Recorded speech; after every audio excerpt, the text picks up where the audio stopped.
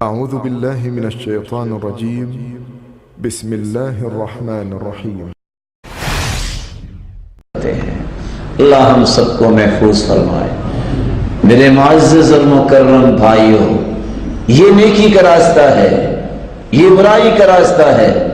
الذی خلق الموت والحیات لیبلوکم ایکم احسن عملا.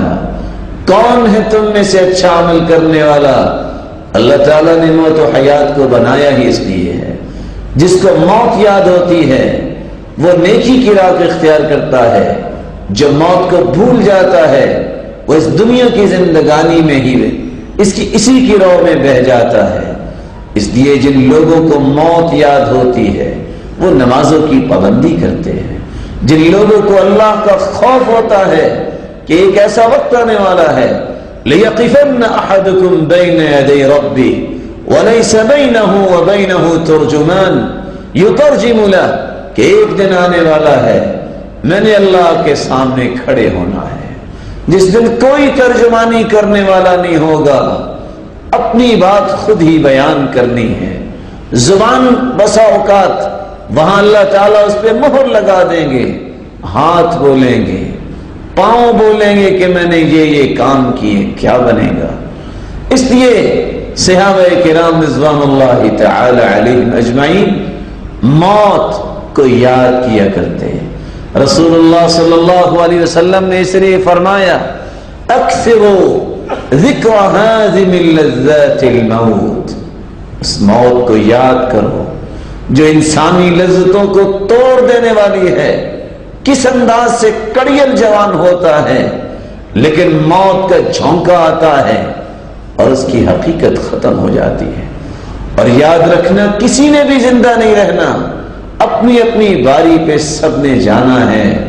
اور یہ اللہ کا قانون ہے. آتے وقت تو دادا پہلے آتا ہے، پھر اس کا بیٹا، پھر اس کا بیٹا.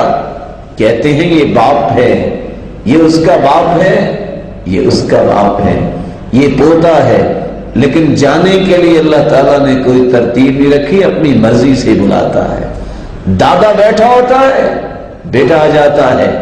اور آج کل تو حالات بن چکے ہیں موت الفجا، اچانک موت. ایسے حالات میں تو تعمیر شخصی کرنی ہے، کسی وقت بھی آوازہ لگ سکتا ہے. لو كانت الدنيا تدوم لأهلها لكان رسول الله حيا يخلد. اگر کسی کو بقا ہوتی تو سرتاج رسول زندہ رہتے جو پوری کائنات سے اعلیٰ ہے.